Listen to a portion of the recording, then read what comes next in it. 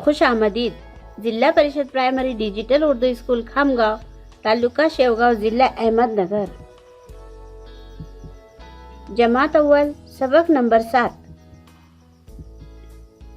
ऐनक का हम पढ़ेंगे, गुब्बारे का पढ़ेंगे, फराक का हम पढ़ेंगे,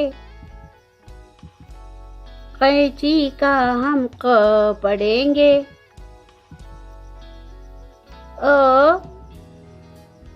ग फ क फ क ग ह न। शुक्रिया।